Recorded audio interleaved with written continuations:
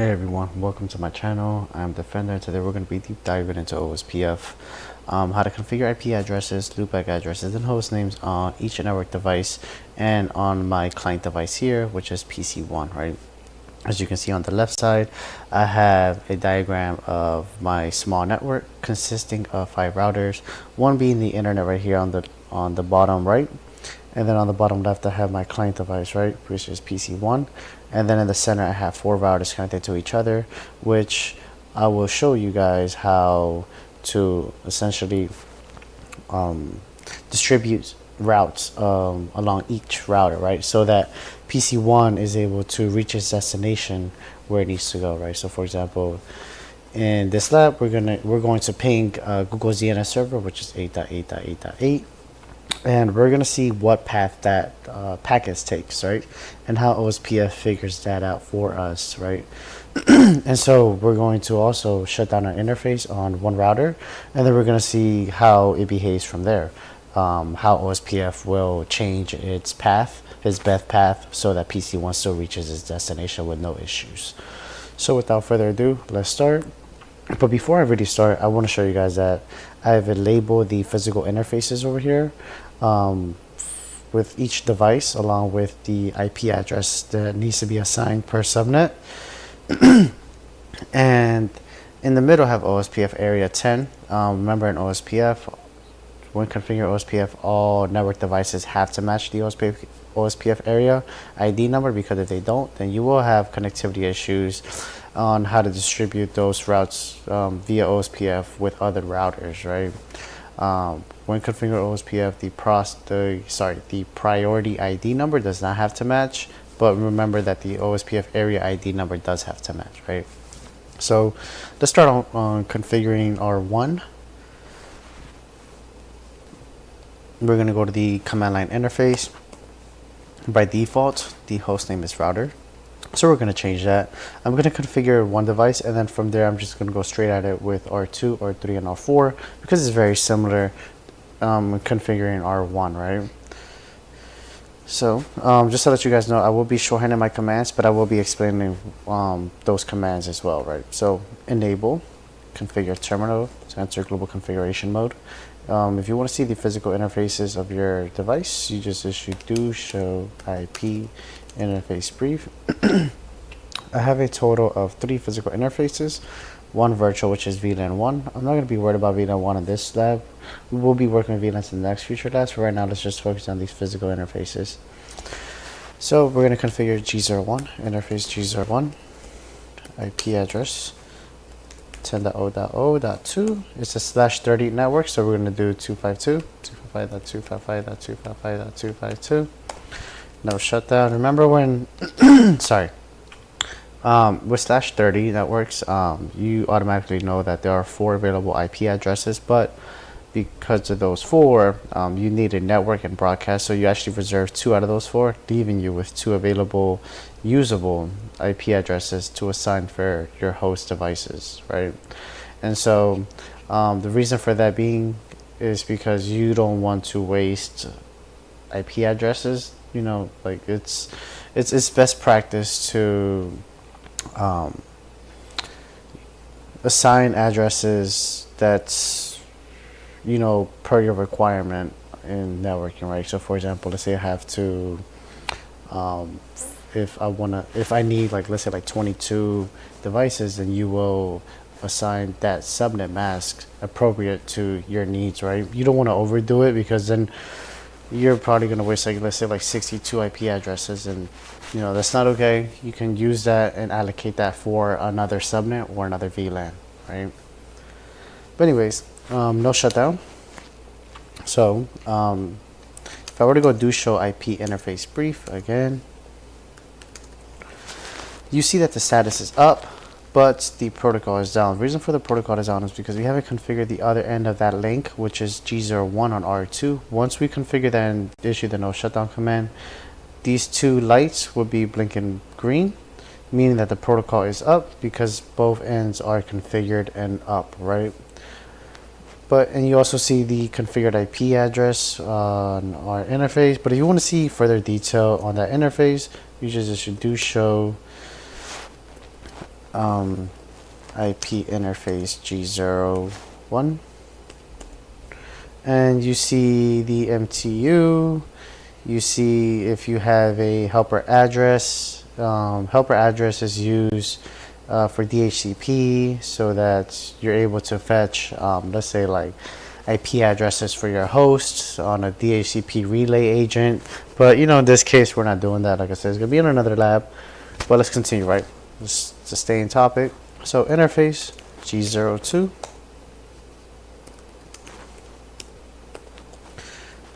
IP address 10.0.0.5, 255.255.255.252. No shutdown. Now that we configure the physical interfaces of our device, we have to configure the loopback address, right? Loopback address is essentially an address for your own device, which is used for troubleshooting. A common one is 127.0.0.1. It's mostly used for troubleshooting connectivity issues, but it's not necessary for OSPF. But I would like to configure it on OSPF because with OSPF, there's this thing called router ID selection, which is, let's say, like an address for your OSPF domain. It usually follows by the first, with router ID selection, it uses the manually configured router ID first, which is going to be the loopback address.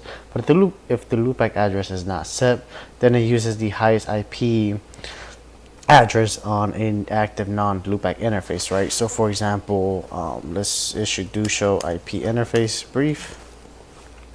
You see that the highest IP is going to be this one, right? As opposed to that 2. So meaning that this will be our router ID for OSPF if a loopback interface was configured. But I'm going to show you guys how to enable configure a loopback interface.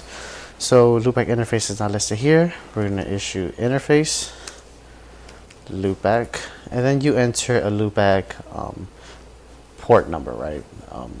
Interface number. So I'm going to start with 0. Now loopback interface 0 is up. We just got to change the IP address to 1.1.1.1, and it's going to be a /32 network, right? So it's going to be all 255s. The reason why I chose this IP address is because, you know, it's similar to R1, and then R2's loopback is going to be 2.2.2.2, 3, and 4, you know. So I see that then I configured our host name. So let's do that right now. Host name R1. Now our host name has been configured, right? Should have configured that in the beginning, but it's all good. Now let's move on to the second step. Let's configure OSPF on our network device for network performance and redundancy. So I'm going to configure OSPF over here. So we're going to issue router OSPF 1. Now remember, 1 is the priority ID. It doesn't, like I said, doesn't matter. You can have router OSPF 2 on R2, 3 on R3, and 4 on R4. It doesn't matter. But remember, we're configuring the networks on OSPF. It has to be area 10, right? They all have to match. So you want to issue the question mark to see what are the available commands for OSPF configuration mode. Then you have it here. We're going to be worried right now with the network, because we're going to enable routing on an IP network, and those IP networks are going to be the ones closest to our network device, right?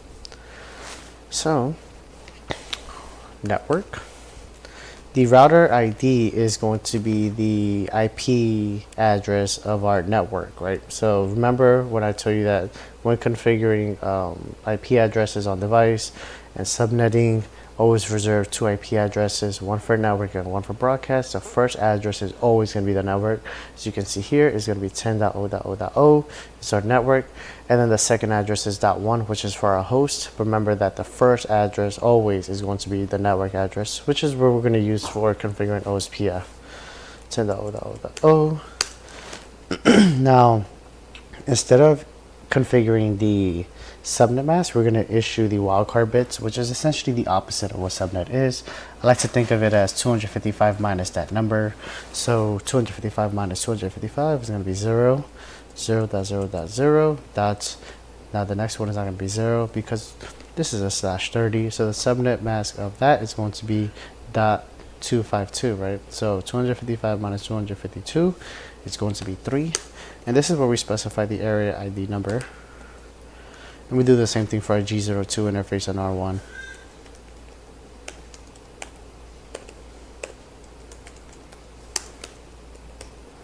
And then we do the same thing for our loopback interface.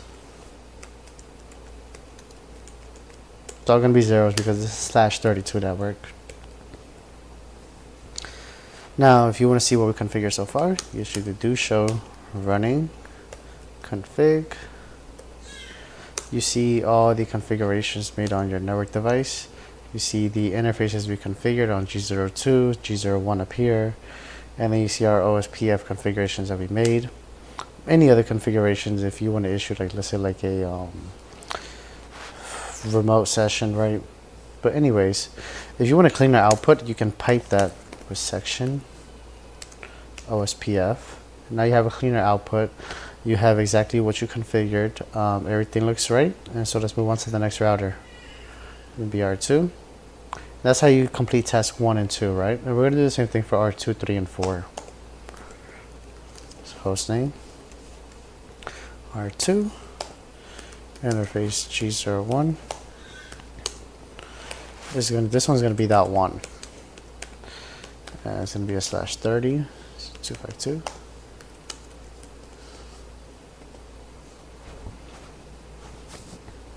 And from there, we're going to do the same thing on G02, and then we're going to configure our loopback interface. So interface G02, IP address, .14,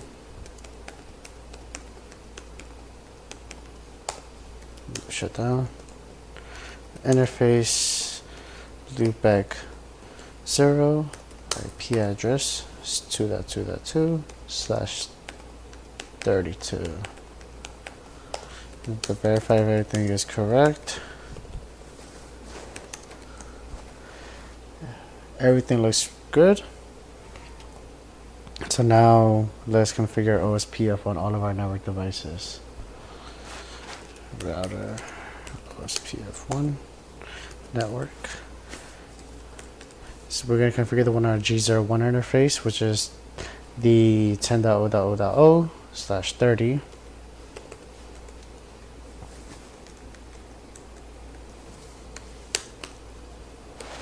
And then we're going to do the same thing for the interface of our G02 and then our loopback interface network. .12.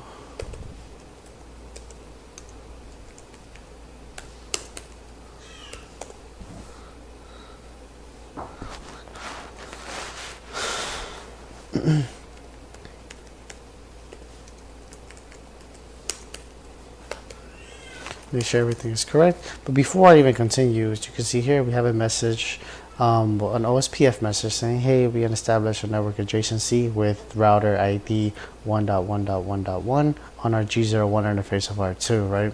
Meaning that we established an adjacency, and now we're able to transmit, share routes with each other, right, via OSPF, which is pretty cool. Instead of having to rely on static routes on each router, which takes much more time and is more prone to misconfigurations and errors. So let's verify if everything is correct. Do show running config. Everything looks good. Now let's move on to the next one, which is our R3. Enable configuration. Hostname is going to be R3. IP address, sorry, not IP address, interface G02. IP address .13/30. No shutdown. Interface is up. Protocol is up. Interface G01. IP address 10.0.0.8. 255.255.255.252. No shutdown. Now we have to configure the interface in our G00 interface, which is linked to the internet.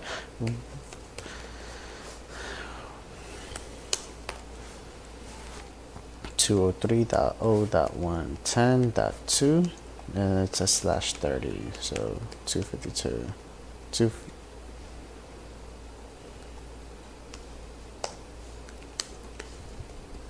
Okay, now the link with our internet is up. I didn't configure internet on this lab, but I did doing this video. Just to mimic, I had to configure just to mimic how just mimic the internet, because on packet tracer this is a simulated environment and there's no internet connection, so being able to simulate that internet connection was very helpful for this lab. But now let's continue on R4. But before continuing on R4, I didn't configure OSPF, so let's double check if everything is correct. Do show IP interface brief.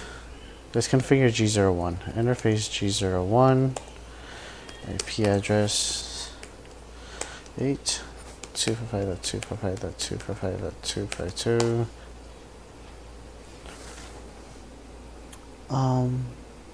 It said bad address for .10. No shutdown. Do show IP interface brief. Everything looks good, right? Now let's configure OSPF, router, OSPF1, network, .12, and then .3, area 10.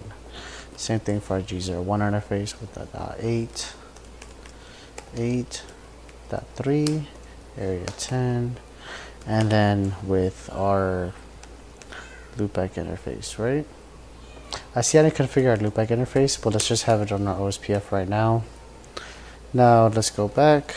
Let's enable our loopback interface. Being able to catch those errors while you're configuring is very good. You know, that way you're able to troubleshoot what is going on and what you have done wrong. So it's going to be 3.3.3, 0.0.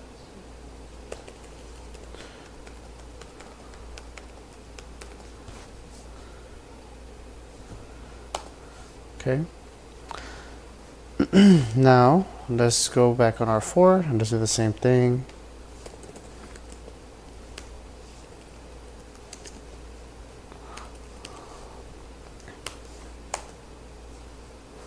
So R4 interface G02, IP address .6 /30.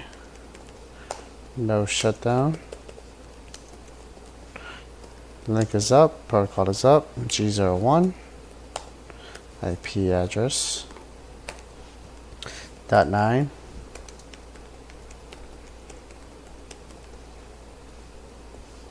No shutdown. Link is up, protocol is up, interface G00. 192.168.1.1, 255.255.255.252, no shutdown, and then our loopback interface. Remember, it's going to be .4 /32.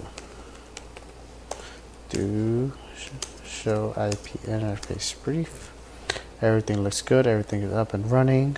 Let's configure OSPF router, OSPF1. Network .8 /30, area 10, and then we're going to do the same thing for our G02 interface, which is .4.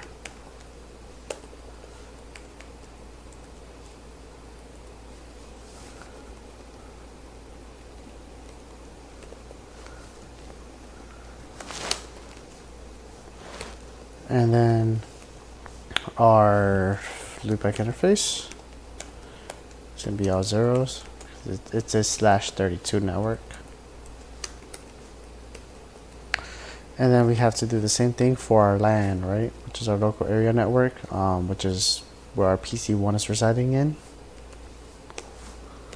That way PC1 is able to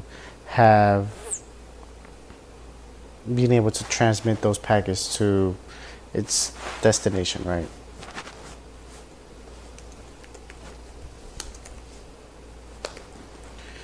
Now let's verify if everything is correct with OSPF.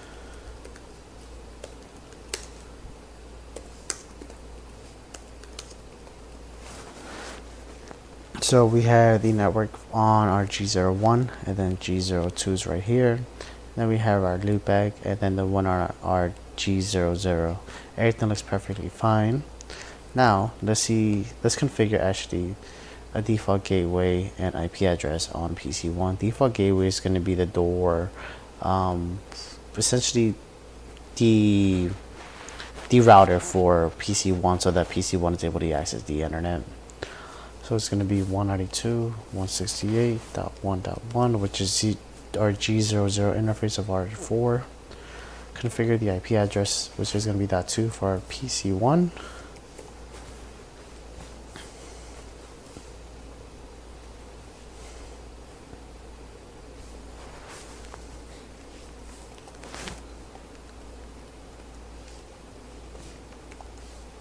Okay, I think that's good.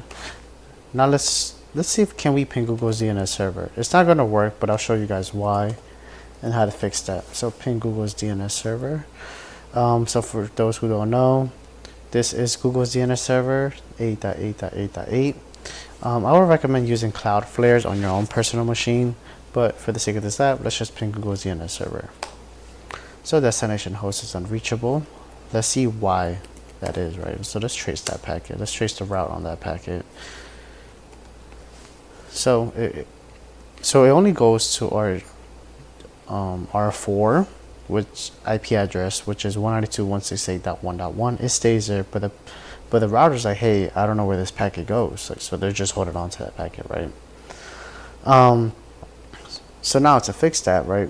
PC1 cannot access the internet, and they can only ping R4, but they can't ping R3, 2, and 1, right? So you want to be able to fix that. R3 is the router closest to the internet. So what you want to do is you want to create a static route. And essentially what you're doing when configuring a static route on the router that's closest to the internet link is you're essentially going to basically say, hey, let's route any IP address or any subnet to this next hop. This next hop is going to be our internet IP address or interface. And then we're going to transmit that static route to our other routers in that same OSPF domain. And essentially what you're creating is a ASBR, which is short for Autonomous System Boundary Router in OSPF. And it's a router that connects an OSPF area to external networks. And then you can distribute those external routes into the OSPF domain. So in other words, instead of having to configure a static route in each router, you can transmit that one static route configured on one router via OSPF. Makes it much more easier. Imagine you have 20 routers. You're not going to want to configure each of those routers individually. Just configure one router and then just transmit that static route to all 20 routers. So let's configure that static route. But before I do, let's see our IP routing table. Do show IP route table. So it's do show IP route. That's the command, right? And as you can see here, we have what you would say a codes or a legend. Each letter represents something, right? So O stands for OSPF, C stands for connected, and L stands for local. We don't see no static route because S stands for static route, right? So let's configure a static route. IP route. Now they're going to be all wildcard bits. For IP route, any IP address with any subnet to our G00 interface. And then you can do a fully specified static route, where you're going to include the IP address and the physical interface. But for the sake of this lab, let's just do the physical interface. You can ignore this, but in a real world scenario, I would definitely recommend the fully specified static route. For some reason, I tried doing that earlier, but Packet Tracer kind of has some issues with that. So I think the best way to mimic that is using the physical interface on Packet Tracer. But definitely in a real world scenario, I would recommend physical and IP address. So do show IP route. Again, you see our static route is now on our route table. But if I were to go to R2, what if I want that route table, that static route on our route table in R2? So show IP route. I don't see that, but I want to transmit that, right? So the way you do that is you go back on R3, and you go to router OSPF1,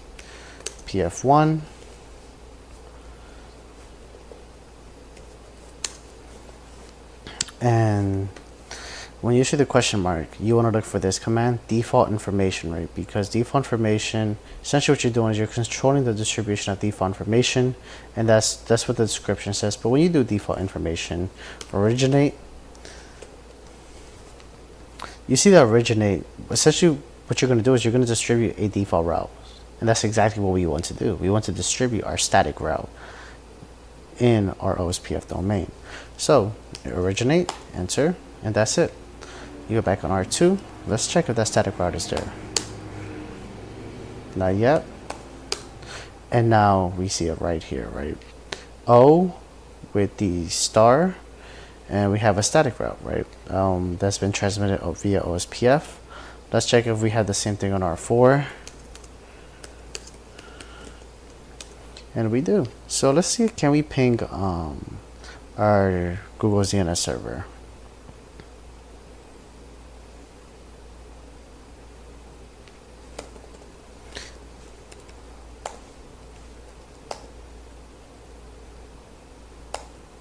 There you go. We can. So the ping is successful. Let's trace it. Let's see what path that packet takes.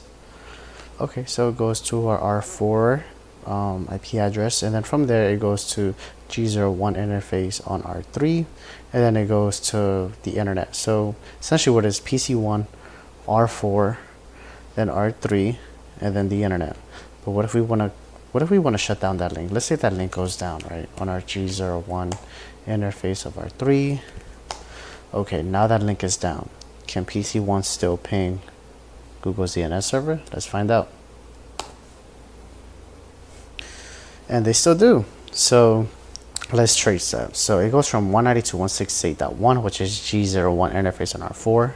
From there it goes to G02 interface on R1, and then it goes to G01 interface on R2, and then it goes to G02 interface on R3 to the internet. So if one link is down, it's going to find another path to reach its destination. And that's it for this lab. I hope you guys learned a valuable skill, understanding how OSPF works and how to configure IP addresses along with host names and loopback interfaces on network devices, and show you guys how to still have availability within our network when a link or let's say something else goes wrong, right? Then thank you for tuning into this lab. This is Defender. You guys have a great day.